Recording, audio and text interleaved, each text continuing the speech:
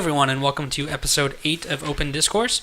Today we're going to be talking about the education system in America today, and we've got a guest host on, as always, and we'll have her introduce herself here in a little bit. Dylan, is there anything you want to say getting into it? Welcome. Hello. I'm going to shout it out one more time. Cody, you're the best. Yes. We're doing our first recorded episode now. Yep. That's not live with the new equipment you hooked us up with, so thanks for that and being supportive.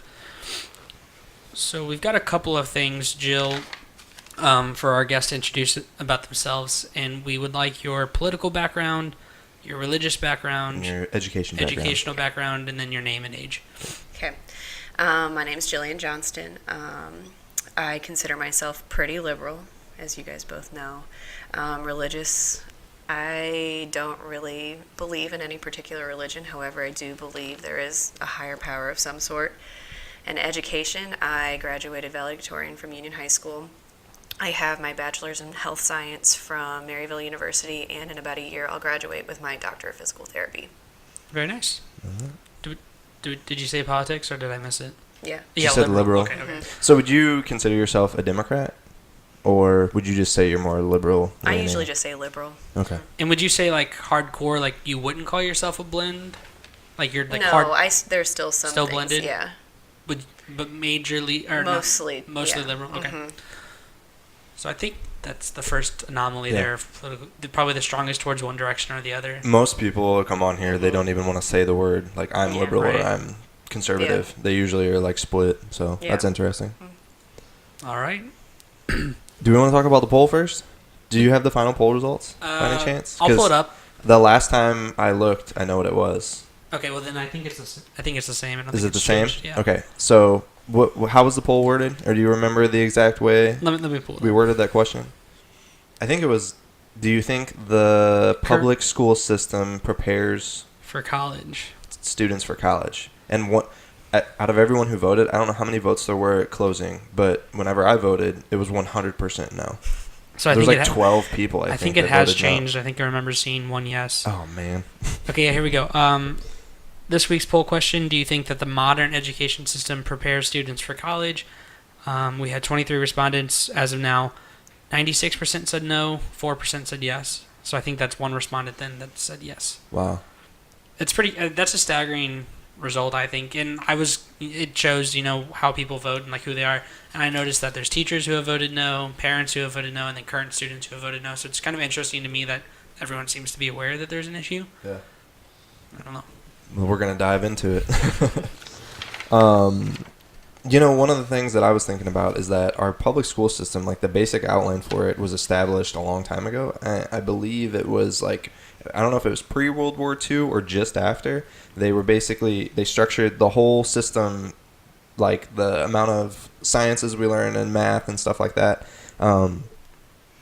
They modeled it off of that, and it's like we still have it today. It's exactly the same. It hasn't changed a whole lot, and it's like everything's changing now. Is it time that we change our public school system? Yeah, I believe the beginning of the modern education system was, like you said, the World War II-ish era, and that's when we were, like, the Industrial Revolution was happening, and it was meant to prepare kids to go into the factory, like, labor force. That's why kids, like, sit in rows and stuff like that, like you would in a factory. Right. Yeah, it's so uniform. It's like if you're outside the box at all, or with your learning style, it's like you're cast aside, or you're not doing what everybody else is doing, and it's looked down upon. One thing that I find interesting, so my niece and nephew are both in elementary school, and the current system, this isn't what it was whenever I was the public system at Union. This isn't what it was when I was in it, but they get like colors, at least the ones in kindergarten and the other ones in second or third grade, I think, and they're still getting colors like to rate them on their behavior and performance for the day.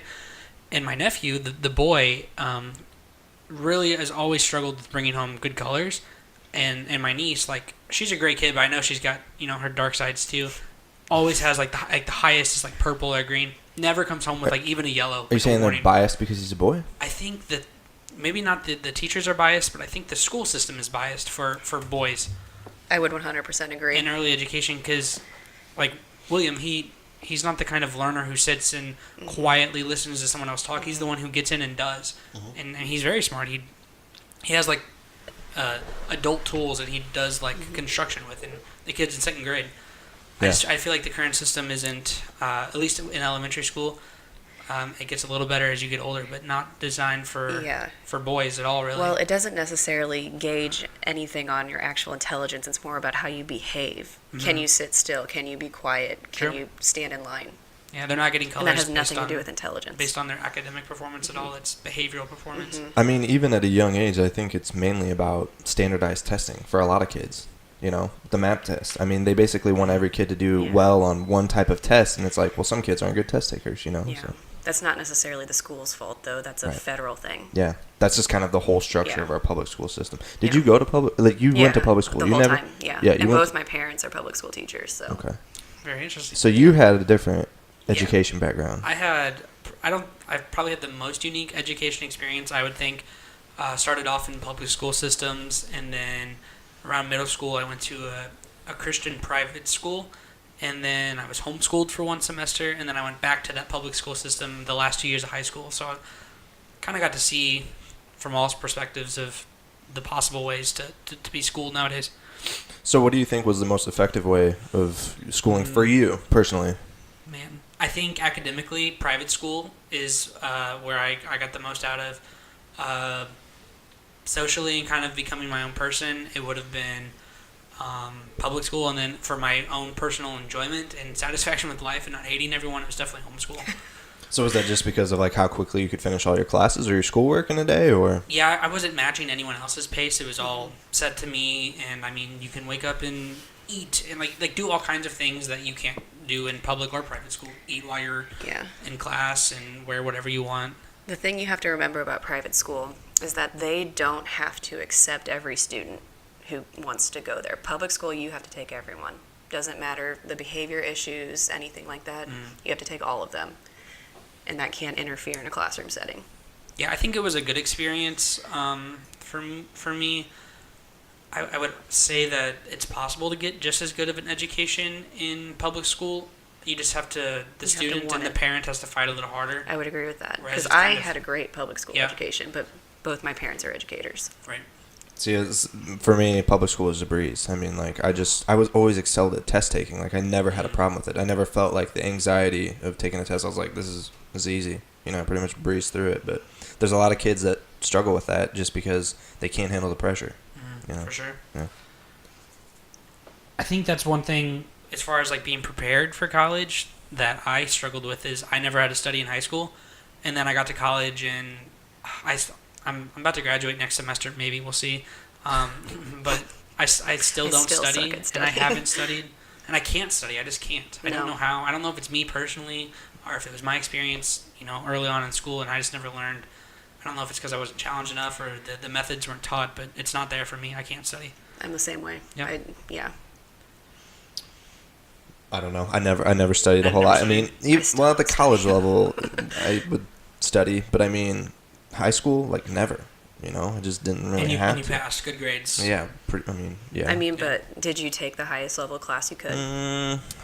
I took like some advanced maths. I didn't get crazy with like AP classes or anything like that, but I mean, I graduated with honors. I wasn't like, you know, on the lower end of the class, but it wasn't like the top at the same time. So kind of in the middle. Right in the middle there. So let's talk about economically. I've got some statistics here. College specifically and like student loan debt and stuff like that. So pulled up some stats, and they're from the student loan report at studentloans.net. So not quite sure how accurate, but it seemed pretty legit. The national student loan debt is $1.52 trillion, which is just insane to me. The number of loan borrowers is 45 million, which is 70% of all college students. So more than half have to borrow loans to go to school. The default rate on loans is 11.5. Delinquency rate is 5.41. And then the average debt per student borrower is $27,975. That's all crazy, but it doesn't shock me at the same time. I thought more would have taken out loans. More than 70%. Even more than 70? Mm-hmm. Like there's 30% of people I out there who know very can pay few out of pocket. people, but we go to Maryville, which is an expensive school, who don't have some kind of student loan debt. Right. And I put on here too, just kind of compare my. So I'm a super senior. This is my 5th year, and I'll be finishing with 2 bachelor degrees. But my cost of tuition, like, and this is just like the flat out cost, not including like what I've actually paid out of pocket with scholarships and stuff like that. But the flat rate for my tuition is $24,500 a year, I think, and I've gone for 5, so that's like $125,000 of the cost of tuition, Right. which is more than my house. Your one fee. Right, and does include the one fee. Mm-hmm. And that fee of $125,000 in my education is more than the house that I'm living in, like what it's worth. So how much of that do you have? $125,000 in debt, or like was a percentage of that paid, or so like, do you know what you have left? Yeah, about half was in flat out gone in a scholarship that I got from the school with GPA and ACT, and then the great FAFSA. I was fortunate enough to actually receive a little bit of help from that, and then I took out student loans. So I would say maybe like a quarter of that amount is what I actually owe, which I guess that's about that average of $27,975. Jill, what about you? Because I know you've been going to school for a while now. Add another year on that, and then probably another $15,000 for clinicals just to go work. That's not even class. That's for me to go work full time for someone. So your clinicals are like a different fee? Because we do them over the summer and then next fall. Wow. That's insane. Yeah. So are you paying them back now? No. No. So you're No. like, I don't once have you a whole graduate? lot of student loan right now, Oh, okay. considering how long I've been in school, because my parents have paid for a lot of it. But Okay. I have some student loans that I'm currently paying on, so it's kind of crazy stuff. Mine's very minimal compared to the average. Yeah. Definitely, I don't have a whole lot, but I'd say I'm right there at average. And I'm right paying on the already. average. yeah. So the FAFSA. Yeah. Have you received FAFSA? No. The only grant I've ever gotten was for academic performance. Other than that, both my parents work and they make okay money, but not money to pay for college. So Right. Nick, what about you? I have, and it's a minuscule amount in comparison to the cost. I'd say Yeah. about $4,000 Yeah. total for my whole experience in which college. is a lot, actually. Most people don't get any. Right. Yeah. For me, one thing we were talking about before the podcast started was whenever I was in college, I was going to community college. I had my own apartment and my own job, and the amount of FAFSA I received was based off the amount of money my parents made, which is just absolute bullshit, I think. Yeah, know? you can't file as an independent even Right. if they don't help you. Yeah, exactly. I mean, my parents were helping me, Yeah. but like there are some people out there who Oh. their parents aren't helping them. So it's like, how is that fair? Right. Why isn't it based It's on the not. amount of money you make? Yeah. And I was the don't know. exact same way. 18, I was out of the house in an apartment, and ever since then I've been working and paying for my own place to live. And I've always have been angered by that there's the classmates around me who aren't working at all, and they're receiving FAFSA and like other stuff. And it's like, I don't know. It's like it's be better to not, which is sad. It's better to not live on your own and not work. That's how you get the most from FAFSA. Right. Yeah. Which is crazy. I don't know. That just seems nuts to me. Takes on affirmative action. Ethical, unethical. Do we need to define it first, or what do you think? Yeah, let's define it first.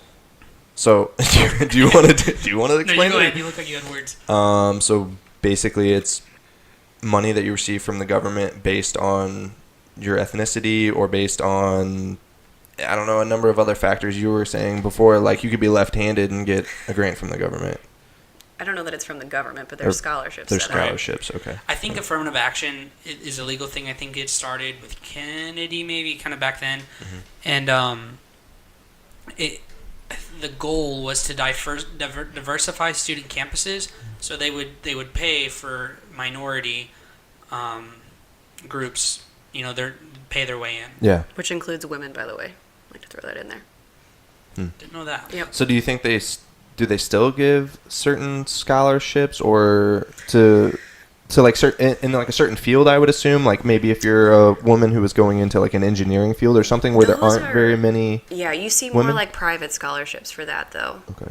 I know Maryville offers, it's the multicultural scholarship, but you don't necessarily have to be another ethnicity to receive them. I previously had a classmate who was a white girl from middle of nowhere, Illinois, who received a multicultural scholarship. So is it also a thing where there might be two candidates that are applying for a school, Yes. and one is, let's say, white and one is black, and maybe the white person has more credentials, but the black person would, get a spot in the school because they needed to like fill up a certain amount of spots. Yeah, that's exactly what it is. And it could even go the other way, that they have the exact same credentials, the exact same extracurricular activities, the exact same high school GPA, ACT score. It's almost like they're filling a quota. Like if they have I don't know if it's like a tax write-off or like what, or if they're required to do it to diversify the campuses, but they will give it to the ethnic minority over the ethnic majority simply because of the minority. Right. Nothing looking at credentials. Yeah. So in my opinion, that's unethical. Yeah. And unconstitutional. I don't really agree with that. I don't know. What do you think? It's a hard one. There's been a lot of argument. I do agree maybe that it's not right to, just because someone is a different ethnicity. However, we do need to take into account like socioeconomic status and how that can affect someone's ability to have upward mobility. So couldn't you just base it on the amount of money they make or their family makes? I will say instead Maryville of, does do that. Yeah. There have been people who have received scholarships from Maryville because they showed financial need over others. Right. And I'm all for that. But I'm pretty sure in the writing of the affirmative action that's currently today, that's not what it's based on. It's based on ethnicities. And I went ahead and just Googled the definition of discrimination, which is the unjust treatment of different categories of people, especially on the grounds of their race, age, or sex. Have you heard about the thing with Harvard and how they have stricter entry policy for Asians? So that's actually, I was actually just going to say that. Yeah. I was discussing with one of my colleagues, and if they based it just on credentials, like 70% of their student body would be Asian. Yeah. So I think that's fine. But They're the most qualified. here's the thing. Yeah, if you're the smartest person or you have better ACT scores or SAT scores, you should be let in. It shouldn't matter that you're Asian. Like, I don't know. And you shouldn't let people in because their daddy knows someone also. Well, that's true too. But that does happen. But I feel like it should just be based off of either how much money you make. I feel like race shouldn't really play a factor. It should be based on how much money you make or how well you did in school. Yeah, I think there's this mindset that if minorities are being treated, I don't want to say that necessarily, but if minorities aren't represented percentage-wise the same as majorities, then there's racial discrimination happening there. But I feel like you're never going to have, statistically, if you have more ethnic majorities, then in every field, for the most part, unless there's some kind of third reason why, you're gonna see that same representation of the population in schools or in the workforce, right. Unless there's a kind of a cultural thing where like Asians are culturally pushed to excel in academics, and the ethnic whites are kind of pushed more to excel in sports.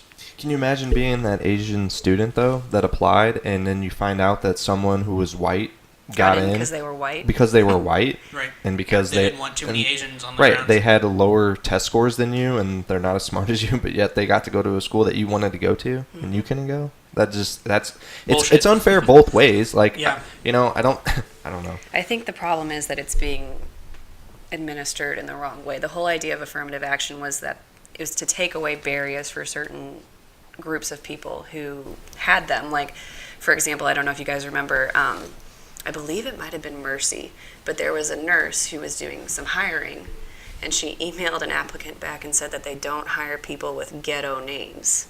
That is the whole point of affirmative action. Yeah. That you can't discriminate against someone because of their name. Right. Yeah, that's absolutely awful. Mm-hmm. Like, I don't know. And that happened in St. Louis. And see, I understand that's the reason why affirmative action is a thing in the first place. To make sure that somebody who's racist, who's on a board that decides who to let into the school, which happens all the time, like. But it's racist to admit an ethnic minority simply because they're an ethnic minority. I agree with that too. So it's like, what's the answer? Like, I don't know. I think it just needs to be a simple, like, the applicant people only need to be seen scores and extracurriculums. No, that's a great idea. And not even no names no or names, race no or picture, age or gender. Nope. Yep. You just look at them based on their stats. Yeah. So that's kind of why Maryville, our PT program, took out the interview process to get in, because they found that people who looked a certain way and acted a certain way were getting in over those who didn't. For sure. So they changed it. And I will also say, this is just a rumor, but I'm pretty sure it's true. The former director of PT openly admitted that she wanted only white girls in the PT program. Did she get fired for that? I don't know. Feel This like was a while ago, though. I feel like she should have. Like, Yeah. you're just admitting to racism. Like, Yeah. I'm racist. Like, I Yeah. want only a certain gender and Yeah. ethnicity to be in Yeah. this program. Racist and sexist. Yeah, I know, both. That's crazy. But she was the director of a pretty good academic program. Right. Yeah. I don't know. It's just a shame that happens. Like, you just wish that, like, everybody would just look at things on, like, a, with a level playing field and not have bias one way or the other. Yeah, we haven't talked about it yet, but I would love to destroy the social construct of race anyways. Yeah. You mean just as a future topic? Yeah, Or- not in this episode. No, I Yeah. Let's go back to elementary school. One thing I was appalled at whenever we took my nephew to kindergarten for the first time.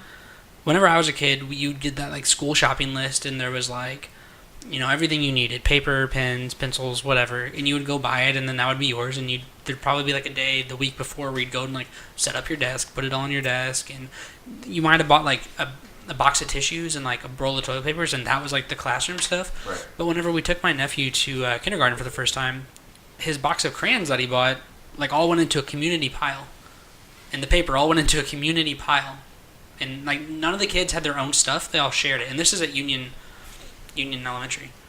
What do you think about that? Right, wrong, no big deal? I think it minimizes, like, can you imagine being that kindergartner who comes in and their parents didn't buy them the crayons and the folders and whatnot? It kind of minimizes that whole issue, because they're kids. I mean, they shouldn't be underprepared just because their parents suck. Right. Or, I mean, the way they could get around that altogether would be, so you pay a certain amount of taxes in the area, and then like that kind of pays for your kid to go to school in a way. So then the kids aren't even like bringing in their stuff. Well, to I'm be saying, put why into a not pot, just up the tax a little bit and just No one not wants to pay more taxes. Well, that's true. I mean, yeah, as long as it was like, well, we're upping it a little bit, but you don't have to buy any supplies. We're going to provide them for the whole entire class. That way no kid is disadvantaged in a certain way. I Right. mean, that's one way you could go about it. But then someone else is going to say, why should I have to pay more for other kids? True. That's really true. I don't know. Yeah, I don't know. See, the way I looked at it, and when you look at it from a kid perspective, I guess it is a little different, because they haven't had their chance to screw it up or make it in the world. But I feel like if you're a well-off to do person and you worked hard to get there, and I don't know, you want to buy your kid the 64 box of crayons and not the 24, like you should. I feel like you should have the right to do that as well. Yeah. I don't know. That made me think of something a little bit different, and it was school lunches. Uh-huh. And how, like, if parents don't pay past a certain point, like if they are negative the balance to a certain amount, they don't let the kids have a lunch like the other kids. They give them like a cheese sandwich or like a peanut butter. I don't really know what it is, but it's like, it's not what the other kids are getting. And it's like, can you imagine being that kid?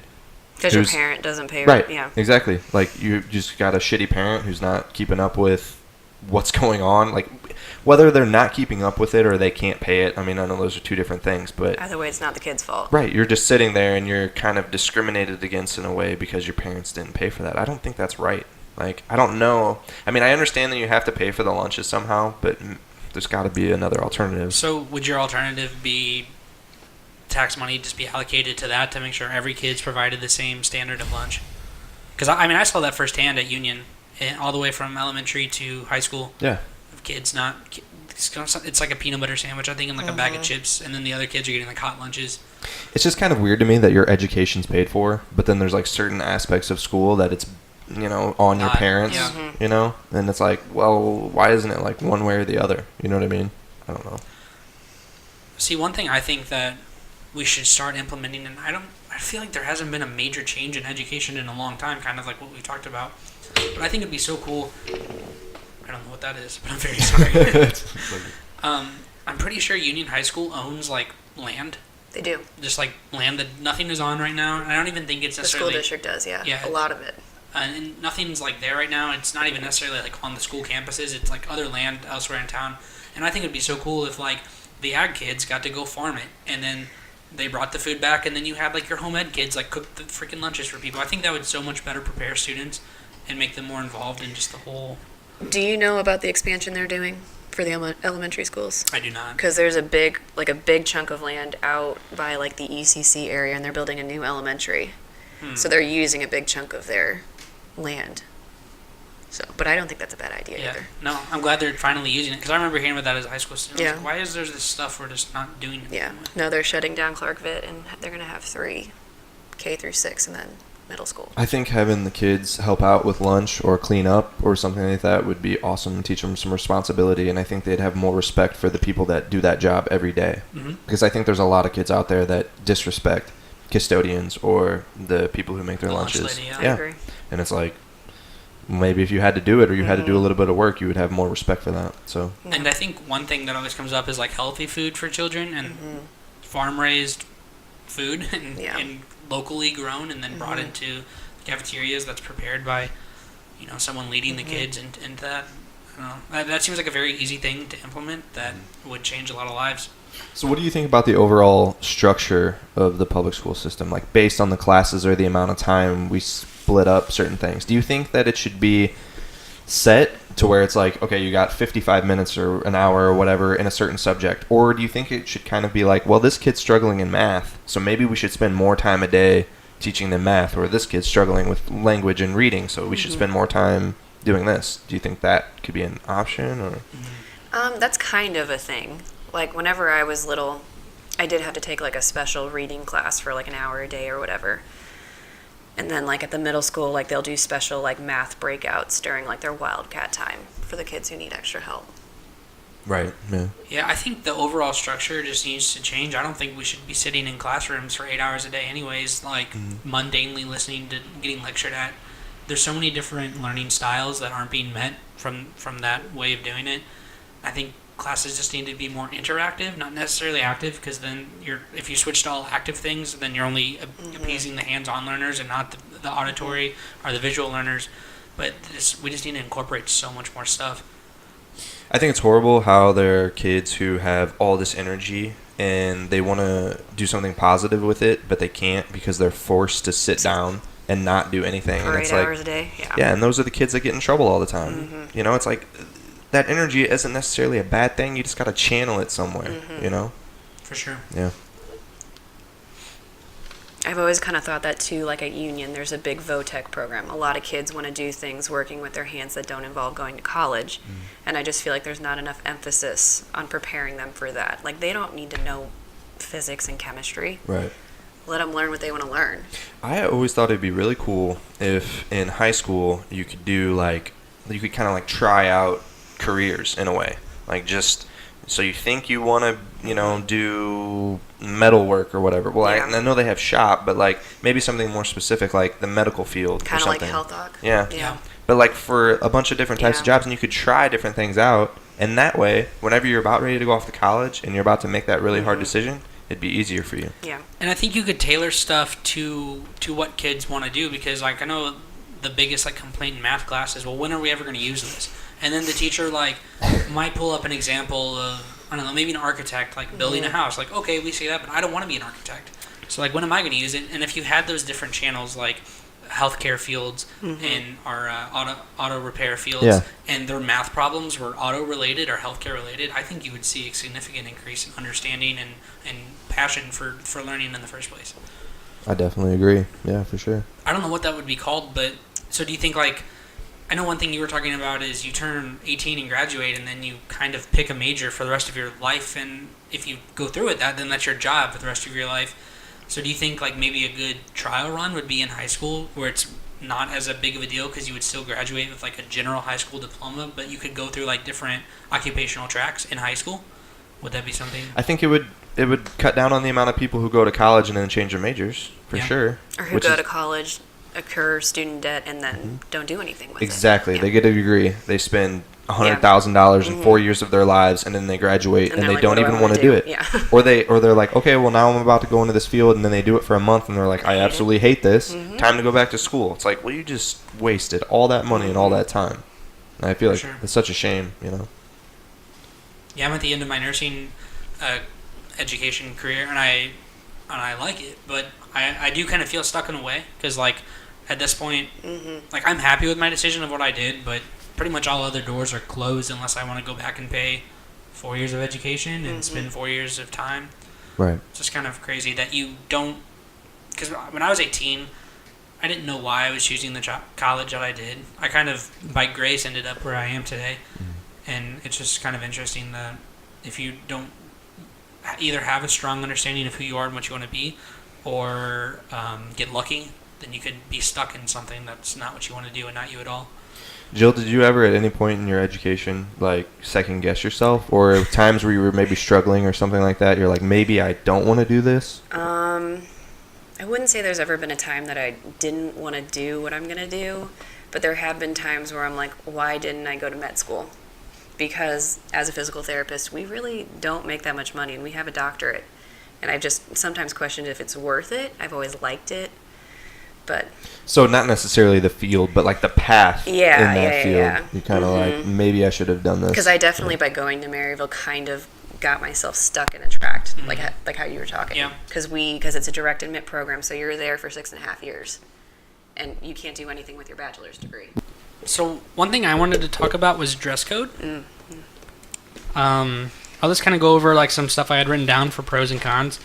Some pros of having a dress code, and I guess let's talk like when I was at Crosspoint Christian School, our dress code consisted of khaki pants and either a collared shirt or like they had school shirts, like they had like the logo, and they were t-shirts, and those were my favorite because you're wearing a t-shirt, you just have to tuck it in to your khaki pants. Yeah.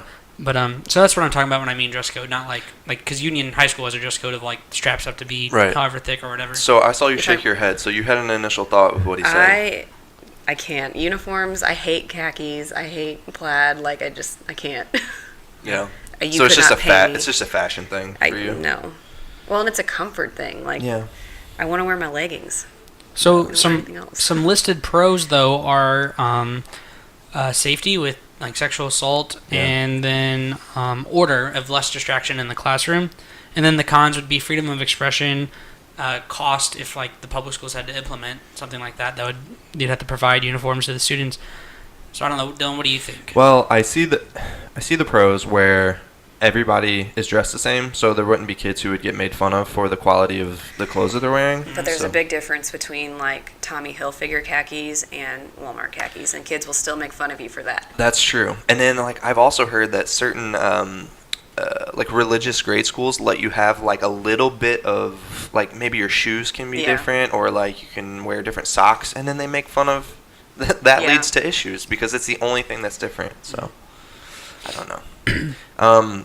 I think in public school systems you shouldn't have a dress code.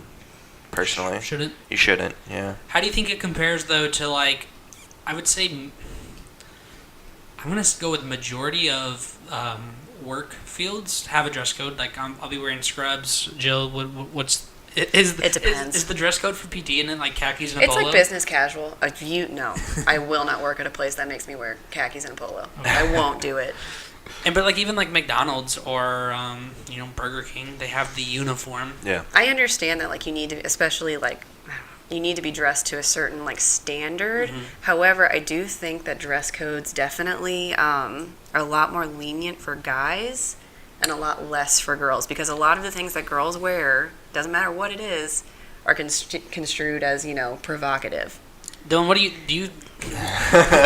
Let's get into it. What do you think? Can the way that girls are dressed at school be distracting? Okay, so this was my thought, is Yeah. that I always hated how it was like on the girls. You know what I mean? So it's like, oh, you wore that. All the boys are distracted. It's like, well, that's kind of on the boys in a way. Like, I get it to a certain extent. Like, you can't be like showing certain things, But some girls have a body that's just gonna be there, and it's like My ass hangs out most of the time. so it's like I can't help it. I don't know.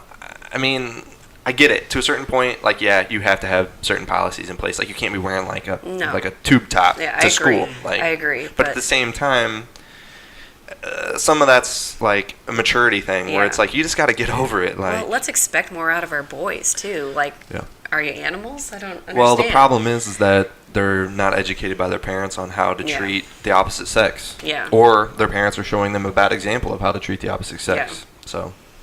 That's true. I do think culturally, though, girls are just inclined to wear less. Like, it's kind of hard to compare a little bit because you're never going to see me in shorts that my ass can hang out of because they go to at least my knee. You know what I'm saying? And my thing is, like, there's a rule at a lot of places that your shorts have to reach your fingertips. Do you know how many pairs of shorts I own that reach my fingertips? I would say probably none since you're tall. None. So it's just based on your body shape is what you're saying, and like how long your legs are and how long your arms are. Exactly. Yeah, that's kind of weird too. That's kind of dumb. Yeah. I don't know. I don't think that you should like discriminate against the girls in a way just based on the fashion choices they're making. Kids home because they're Yeah. I know that's a tough line to walk though. It is. Well, and then you get to college and there's girls running around in tube tops and bodycon skirts. So.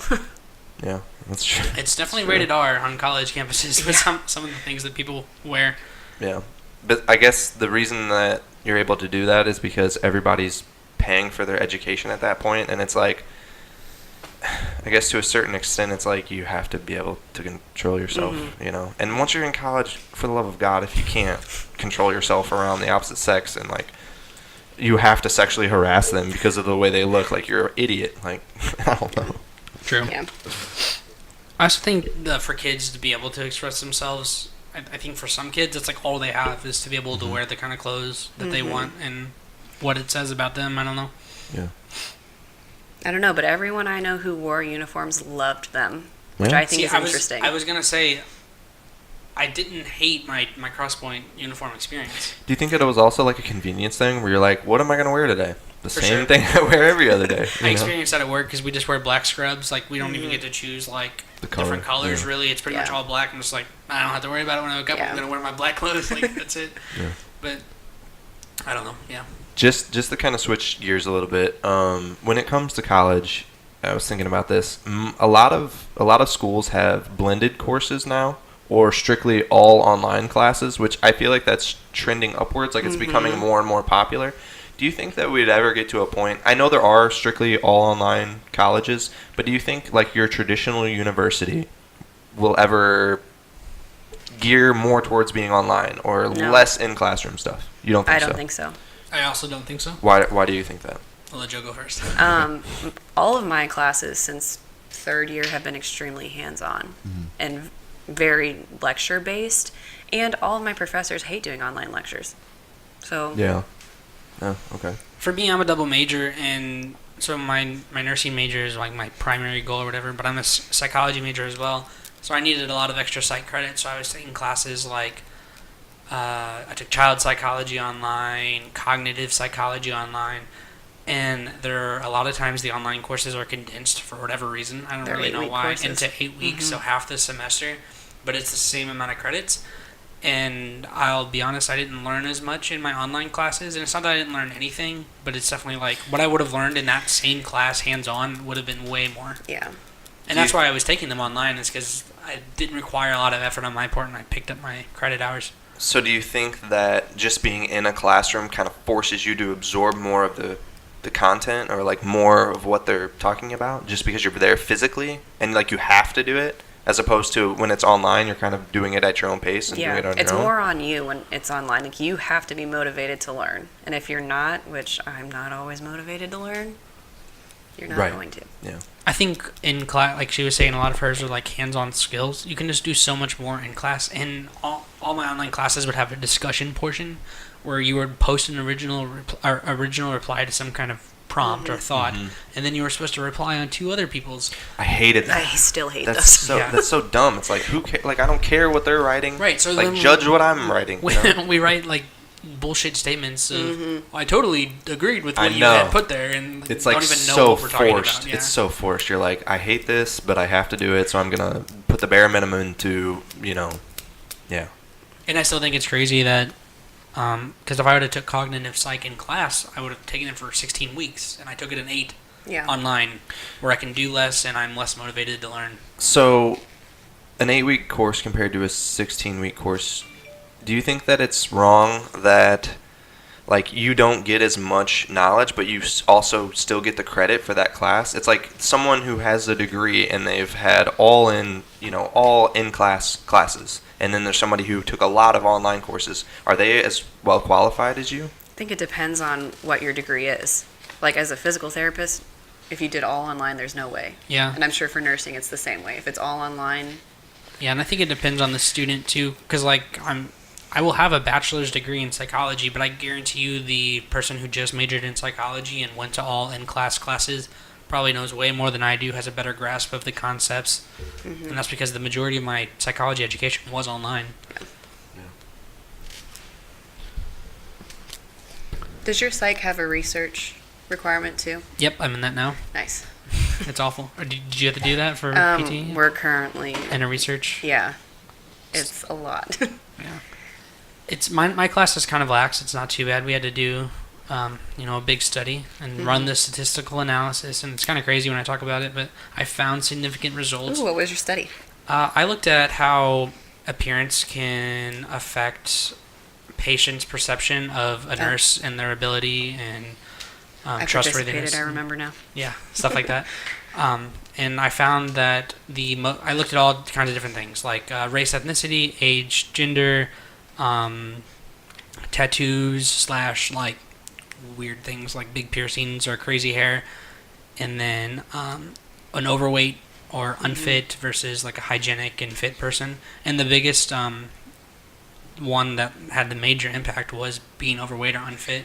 That's my biggest bias. Yeah. I know that for a fact. As a nurse. Kind of makes sense. It's like, well, if you see somebody who's really healthy in the health field, that just, I mean, to me, it's like they know more about health. You know what I mean? They're a healthier person, so it makes sense. And also interesting to me, the one that looked like it had the least effect was race and ethnicity. For as much as you hear as racist as America is today, it doesn't seem to be the case, at least in the healthcare setting. But what kind of people participated in I was your gonna study? say, what was If it the was age? mostly college Yep. kids, you're not going to see as much. But if you have an older, Yep. more rural population, you're going to see a little bit more. I think that our generation is so much more open Oh, absolutely. to everything now. Absolutely. It's like we're like everybody's just a person. Like I don't understand why you have to see them as being black or white. It's like we don't even see that anymore. True. What about homework? That was kind of a thing I had at the end of my sheet here. Is it necessary? Is it help? Because we talked about how kids aren't prepared for college. So is homework not doing its job? Is there something better they could be doing? Is homework actually like making them not prepared? Because Jill, I don't have a lot of homework other than studying in college. I don't know what your experience we is. don't. We do a lot of like projects and stuff, but I wouldn't say we have homework. Like we Right, don't like turn you in. have a presentation or a video to make Or we have or a paper to assignments, write, like we have a patient day, and then we have to do a write up on whatever. but never like a worksheet. No. Problems out of the back of the book. I think at the high school level, it's absolutely ridiculous the amount of homework that they have, that kids have. Because here's the other thing: those teachers aren't getting with each other and saying, "Oh, how much homework are you giving tonight?" Or how much. So there would be like some nights, especially for athletes. This is what comes to my mind. Yeah. It's where you have a game that night, or and you have homework due the next day. Yeah, you have to travel, and it's like my brother-in-law is the head coach of the soccer team in Union, and he was telling me the story about one of his players who had homework to do, and he got home at like midnight from a game, and he still had to do homework. Well, I remember many nights, me and my dad would stay up after basketball games if I was, an hour away, and it would be midnight, and we would be doing homework. That's absolutely ridiculous. And then what you're doing is you're cutting into the time that kid should be getting some sleep. Yeah. That would help them with their education. Exactly. It's like we're just in a circle, I don't know. I would see for me, I didn't do any sports really. I was on the swim team in the summer, but no high school sports. So I didn't have that issue. I was just pissed off. Like I'd gotten up at 6, 7 to go to school from 8 to 3, and then I go home. Yeah. And I'm they still give in you more. freaking school Because till why 5 or can't 6 you o'clock at night. why can't you get the work done in class? Why do I then need to go home and do more? I think So I didn't do it. I graduated with a 2.7. Yeah, I think that says a lot about our education system right there, is that you have 8 hours in a day, and you're not doing all the work that Time you need to is do. not utilized well at all in high school, in my opinion. I spent a lot of time sitting around doing nothing. Mm-hmm. Or just, and it's almost like they felt like they had to fulfill that time. Yeah. And then And they give you some like bullshit they would, homework assignment that doesn't some kind of add in anything. classwork, and then on top of that you have your homework. It's Yeah. like, what the hell are we doing here? Yeah. And I feel like there are teachers, especially at the high school level, who are just there kind of like filling a chair where they're like, oh, here's the worksheet for today. There are a lot of teachers Figure like it that. out. Yeah, and what is do it. What is the teacher doing the whole time? Yeah. Is that what you're saying? Yeah, that's what, Yeah. I mean, it's like, I think that there's, what's a shame about our education system to me is that teachers don't get paid a lot of money. No. So there's that's not the a- biggest issue in my There's- opinion. Yeah, there's not a lot of incentive for them No. to do a good Intelligent job. people don't typically Yeah. go into education because it's like I could go do this and Exactly. make 3 times as much. And I mean, why do you think I didn't go into education? I think that our teachers are way underpaid and undervalued. And Undervalued is a big one. educating the youth is such an important job. Like, why are we not putting Yeah. more emphasis on that and paying them more money? It's the culture. I think the school system is reflective of us as a culture because, in my personal opinion and experience, was the athletes were so much more valued than someone who is the top of their class. I 100% agree. And I want to add, and this is something that like statewide, like they've had people come in to Union High School in the Union School District, and they found, and this is what they told them officially, they don't give the good kids, the kids who always do what they're supposed to do and get good grades, enough affirmation. You know, they focus more on the bad kids. Right. Which I don't think that's how it should be. You should show that the people who are excelling, those are the ones who are, you know, Yeah. all over the place. But I think it kind of points to our culture in the modern world is the people who play kids games make millions and millions of bajillions of dollars to play, you know, what is some people's like hobby or pastime. Yeah. And then your teachers who are educating the youth who are going to be our leaders and workers to get paid. I wouldn't even know what the fraction of the percentage would be compared to a professional athlete. Also, I think it's kind of strange that we only look at certain jobs and fields with a positive view. And it's like, oh, you want to be a doctor or a lawyer? That's awesome. You should totally go do that. But then there's some kids who love art, or maybe they're really funny and they want to be a stand-up comedian or something like that. And I think there are a lot of teachers out there that are like, this isn't what you want to do. That you shouldn't follow that. You should find something secure. You should go into this field. And it's like, you're killing, it's kind of like you're putting everybody in a box and you're kind of killing some of you're almost like suppressing the dreams of those kids in a way. We just have a skewed view of success in this country. Yeah. If you're not making a lot of money, you're not successful. Right. I never really thought about Dylan, but that's interesting. I was lucky enough to, I always knew I was going to go into something science-based. So, whenever we were, in classes, the majority of my education was focused on what I was going to do in college, and we talked about, what I planned on doing anyways. But, there's this girl who is a grade or two younger than me, and she's been putting a lot of her artwork. She's in Kansas City going to art school right now, and she's a fantastic artist, and I wonder what her experience was like. It'd be interesting to talk to her, to have that kind of a dream, and there's one class you can take that matches that dream, and it's considered an extra. Isn't that you're right? So that's her field. That's what she loves. That's her passion, and you spend 1 hour a day doing that, and all that other stuff she doesn't need it as much. Yeah. Another girl sorry, Jill. Another girl. This is kind of crazy. The more I think about it, she's going to school for dance, and there's no classes for dance in high school. Yep. There's a drill team is the closest, or you dance outside of school. Right. Yeah. I feel like there's so many dreams that aren't getting pushed. Yeah. Yep. My cousin is a vocal performance major, and she's amazing. And every time she tells people what she's going to do, she always has to preface it by saying, I know I'm not going to make any money, and I'm probably going to be poor the rest of my life, because that's what everyone says. Isn't that horrible that she even has to think that or has to say that? That's awful. Another thought I had as far as the teachers go, have you ever had a teacher who was at the high school level, I would say there for a very long time and not very into what they were doing, or at the college level where they had tenure and they just didn't give a shit anymore? Have you had experiences with both But I'm those not going to situations? name any names or No. say anything, because College level, 100%. Yeah. I don't know if it's because I'm more aware of what I need for my education, and maybe it was happening in high school, but there's professors who are there simply because they've always been there, and they've kind of, I don't know if they've lost a passion or they weren't really ever qualified and they were do lucky you enough find to that get in tenured. your nursing classes, though? Because Oh, I yeah. find all my PT professors, love what they do and love teaching. And all, they have PhDs because they wanted to be teachers, But They love it. and they happen to be qualified and they're good teachers too. Oh, most of our PT professors are amazing. See, we have a lot of nursing professors who, like there's one, she has a doctorate in nursing, so obviously, clearly, she's educationally qualified. Terrible teacher, and she's been there forever, and it's like she's so lax with her classes that we learn nothing anyways. I wouldn't say that any of mine are terrible, but they're not all created equal, and I don't necessarily learn as well from all of them. But I would never say that they're not a good teacher because they all know so much. Oh, I've ripped up so many nursing instructors with my course evals. And I think that at the high school level, what we need to do is pay the good teachers more money and evaluate them. Well, you need to reward them somehow. Yeah, Otherwise, they're not going to stay. Or just have a better evaluation system and go, oh, you're a shitty teacher. Like, you're not doing a good Exactly. job. It's I've like, why always said can't this. you either make them do a good job or go do a different My field? thing is, you know a bad teacher is a bad teacher well before they get tenure. Because people talk shit on tenure all the time. Tenure is a good thing. The issue is when you know someone's a bad teacher and you don't get rid of them. Because you can see pretty early on. Right, it doesn't, because it takes a while to get tenure. It doesn't take very long No. to prove yourself not worthy of your Exactly. teaching position. Exactly. I see what you're saying. Whenever I was in high school, I'm not going to get really specific, but there was a teacher, I was like, how are you a teacher? Like, you're just an asshole.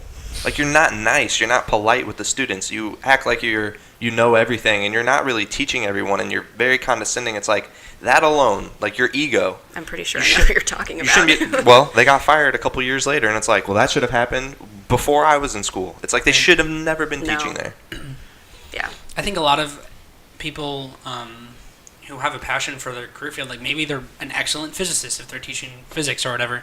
They're just shitty teachers and they don't care about That kids. happens a lot in those kinds of Or, classes. yeah, what about those teachers that are really well qualified, but they don't have good personal skills, and they just You they see can't those a lot in relay that college. to, they can't take their knowledge and get it to the students. It's like, maybe you shouldn't have been a teacher. I don't know. I see that all the time, and whenever I was going to school for criminal Yeah. justice, it's like there were kids in those classes, and I was like, just based on how you act, you shouldn't be in this field. What's interesting is I'm pretty sure, and an education major would have to back me up, but I think so I have a bachelor's in psych. I think I could teach high school level psych. I would just need You're to not allowed to, though. You don't have a teaching degree. But can't you get like a certificate even without a degree in education? I think you're supposed to be a certified teacher to teach at a public school. There's different rules for private schools. But a certification, right? But like I don't have to go to. you have to get a to get secondary degree, I think. Oh, do you? I think so. See, I don't know. I've had a lot, like, one of my best nursing clinical instructors has a master's in nursing education, and she's been the best teacher I've had. And Yeah. then, like, so at least on the college level, you have these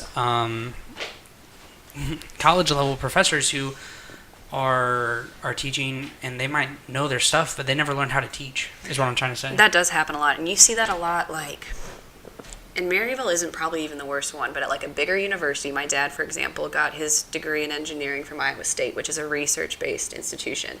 So all of his preliminary science courses were taught by people who do research, who did not want to teach. Right. A lot of people do go into college education not actually wanting to teach, but To do wanting to further research. Yep. research. So very true. Yeah. One thing I wanted to throw out there is I feel like we kind of bash teachers a little bit, and I don't want it to sound love like that. teachers. Yeah, me too. So I had teachers that taught me things that weren't class related, that were like life skill skills, related. character development. I had one teacher in particular, Mrs. Bergerman at the middle school. I love two-turn Tina. She's the best. she had an impact on me that just went so much beyond my education, where she made me grow as a person. And it's like you cannot value, like, those teachers that change your life like that and help you like get out of a shell or like teach you those life skills, like that is so, you can't pay that lady enough money. Yeah. Tina, if you're out there, I'll tell I don't her know. to listen. Don't worry. I'll give her a text. What do you think? $250,000 a year, something like that? I don't know. She deserves whatever she's making and so much more. And it's like we don't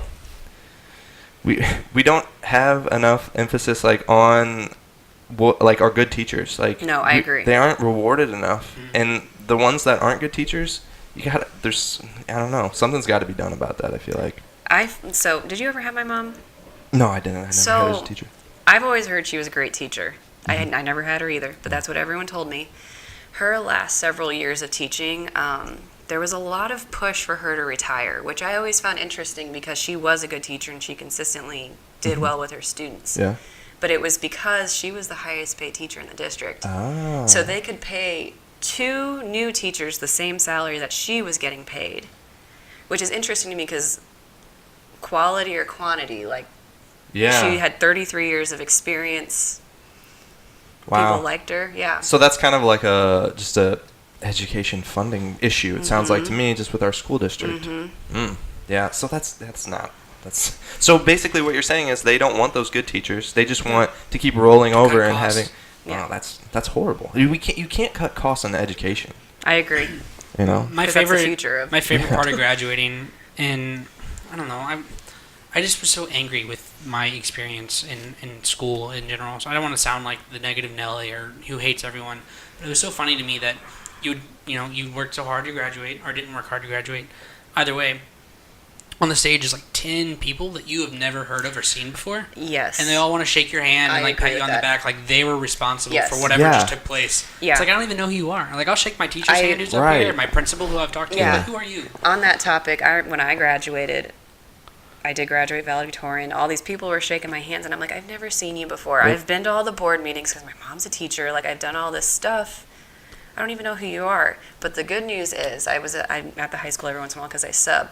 Steve Weinhold is there all the time. He's the new superintendent, and I think that's great that people actually know who he is. Yeah, no, that is awesome. Yeah. Because it for Union specifically, the administrative building was right across Yeah. the street. Like it'd be one thing if you were in a different part of town. Yeah. It'd be hard to make an appearance in the schools, Yeah. but literally you could walk to the school. Yeah, Okay. come to Make the an games, appearance. come to lots of things. So speaking of superintendents, the thought kind of popped in my head. Do you think there's a misallocation of resources, and 100%. we're paying, those people that don't interact with the kids at all way more money? 100%. Yeah. So there are like, Union has a superintendent and he has a lot of assistants. Like, I want to say like 5, 6, 7 assistants. And they're all probably making And 6 figures. They're making 6 Yeah. figures. And we can't afford to pay teachers more? I was gonna say, what's What like are an they average? doing? What's an average like a starting Starting out in Missouri teacher's is like salary? 33 Jeez. ish, I think. I could be wrong, Yeah. but I think that's what it is.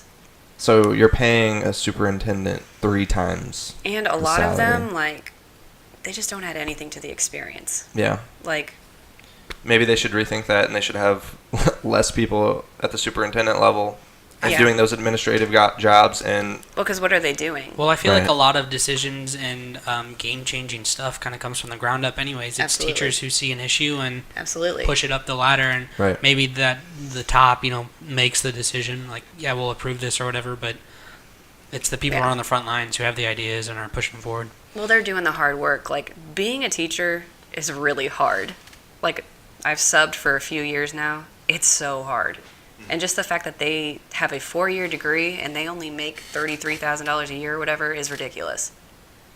I think back to when I was in school and the really good teachers that I had. I wish that I had the emotional intelligence at the time to tell them how good of a job they were doing and how much I appreciated them. Mm-hmm. And I don't think I did that, and I don't think a lot of students do that. Yeah. Yeah. For And- me, it was Mr. Shelton. Did you? I was love he- Mr. yes. Shelton. Yeah. See, it's very clear. And- I yeah. hated school, but like He's I had the nicest I had his guy. chemistry 7th hour, and like I didn't even feel like I was at school, You know and I what's was still able to interesting? learn. Mr. Shelton, I thought he was great. I learned a lot from him, but I just remember my classmates saying how horrible of a teacher he was. And I was just like, well, maybe if you would listen to what he's saying, Yeah. you would get it. And Yeah. in my experience at Union, the kids kind of decide whether or not They're going to learn, and if they're going to... I Yeah. and that's fine, but don't hate on good teachers if you're sitting in the I- back I doing agree. whatever Okay. the hell you want. So People do that all the time, or Here's- even in college. here's my thought. So I had a professor at ECC who everybody hated. And guess why? Because They're he was hard. strict and he was hard. But guess what? I loved having him as a teacher. Yeah. Like, he taught me so much stuff, and I was engaged. And the thing that people didn't like was he demanded that you were engaged in the conversation in the class. Oh, yeah. And I get that some people have a problem Speaking. communicating and talking out loud in front of class. Clearly, I don't have that problem. But I mean, he demanded more, and there were people who were so down on him for that. And it's like, you realize he's one of the best teachers Yeah. this school, best professors that this Yeah. school has, and he's actually giving you a quality education. Yeah. I had a physics professor. Physics is hard. Everyone knows that. And people just bitched about this professor. And yeah, she was a hard ass. And if you weren't listening, she was going to call you out. Right. But I will say, like, I learned physics really well. And she knew how to teach. She knew how to write a test so that the correct number of people would pass and fail. And people just couldn't get the fact that she was there to help us learn, Right. not to hold our hands and Yeah. give us an A. Yeah, exactly. And that's so like with Mr. Sheldon as an example, you were like a lot of people didn't like him. Well, guess what? He demanded more of you. You know, he wasn't one of those easy teachers No, that he was just wasn't. gonna phone it in. Yeah. Like, And those have been my favorite teachers personally. Like, did you ever have Miss Saunders? Did you ever have her?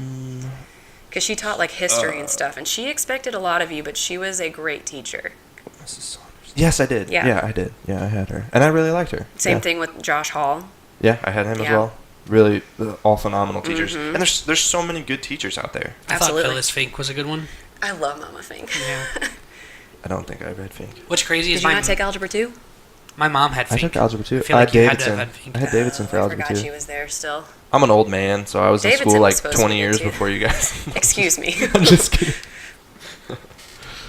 Did anyone here have Mr. K? Because I loved him for No. Mr. art. Kabusiak, one of my favorite teachers. Same. And yeah, Same. I absolutely enjoyed And he being in his definitely, class. like, even though I was never going to be an artist, he still really, like, encouraged that part of me to, like, explore my artistic side. Yeah. I always hated the students who were mean to like the really nice teachers Me and took advantage of them. too. It's like, you are such an asshole. Like, they're just here to do their job. Right, Like, why yeah. are you being an ass? Yeah. yeah. I wish at the time I would have been like, Like, shut up. yeah, or like after class, as soon as it, like Mm-hmm. not during class to disturb anything or like get in trouble, but after class to be like, you're a freaking dick. Like, Yeah. why are you being, but like, I feel like nobody at the high school level really thinks about that at the time. No. You're just You kind of there. Well, you don't to- want to stir the pot. Yeah, You don't want to true. piss someone off. Yeah, I feel like, yeah. That's kind of something we hadn't hit on, and I don't know if we need to or not, but there's kind of, I thought, like, this, there's, like, two realities that are, like, occurring in high school, for sure, and even elementary school. It's, like, you know, you have your, like, your classes and stuff, but there's also, like, the hierarchy that's decided by the kids who are there at the time, and it's, Yeah. like, you don't go outside of the status quo if you don't want to be beat up or made fun of or all that. It's Yeah, not as I see simple what as you're just saying. School's not as simple as attending class and sitting No, in it's class not. and learning. There's so many. Is what you're social- saying, there's a lot of students out there that are afraid to say something to the other students because they don't want to go, oh, you're a goody-goody, or oh, you're a teacher's pet, or something like Yeah. that. I mean, Nerd. I spent a lot of time. Yeah. Yeah. Yeah. I definitely have experienced that. I mean, I was on a lot of teams, and I spent a lot of time getting bullied on said teams because I was afraid if I said something, it would negatively impact me Right. playing that sport. Yeah. So, I think I just broke something right. I don't know what just happened. Hopefully that doesn't fall over. Anything else? You guys have anything else you want to talk about? I feel like we hit a lot of. I thought this was a great conversation. That was good. That was really good. Yeah. I don't know. The socials. To reach us with comments about what we're doing, how horrible we are at this. Oh, by the way, if you watch the YouTube videos and Are you calling them out? and you don't like it, is that my alarm going off? Unprofessional. I'm sorry about that, guys. Maybe this is why they disliked him. Yeah, they're like, that guy's alarm keeps going up. No. So there was somebody who disliked one of, or multiple YouTube videos, and that's fine, but I would love some criticism. feedback. Yeah, just leave a comment. Tell us why you don't like it. If you just hate us because whatever, let us know. Or maybe there's something we could change to make it better. And I noticed last time the dislike came within an hour of like posting the video. Wow. So it was like they're following whoever it is. Yeah. They're not. I don't think they found us on accident. Well, Just tell us what it is you don't like. Is it do we get a quality? view if they dislike it? Like, if they're getting on the video and disliking it, does that mean we get a view? Yeah, it's still a view. Keep disliking it. That's perfectly fine. Just keep getting that view count up. We love it. So. No, I just really want to hear from you, whoever you are. Just say what it is. Send me an email if you're too afraid to comment on the video because you just Make don't it- want to put it out there. Make a fake email that's like Sure. YouTube disliker 1023, Yeah. and that Like, can be you. Dylan and Nick Hader, 105, like whatever. I don't care.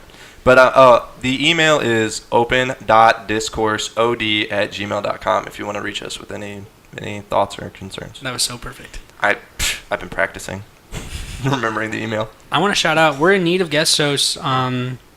And we're going to have some repeat guests on because, they're adamant and they want to get back on here and talk some more. Mm-hmm. But we just want to reach as many people as possible and get as many perspectives as possible. Had a lot of family and friends, and I would love to branch out. And if you're just an acquaintance and you like to talk, send us a message. We'll give you some coffee. Have a discussion. We have free coffee. I'd love to get somebody on here that feels very, very strongly on one side of an opinion. No matter what the subject is, if you feel really, really strongly one way about something, come on here and we'll debate it, or we'll, kind of play the devil's advocate to however you feel about the subject. So. Right. Thanks, Jill, for coming on Yeah. today. No and problem. talking. Thanks for having me on. Thank you. Probably have you again sometime. Yeah. All right. Thank you, guys. We'll see you next week. Thanks so much, guys.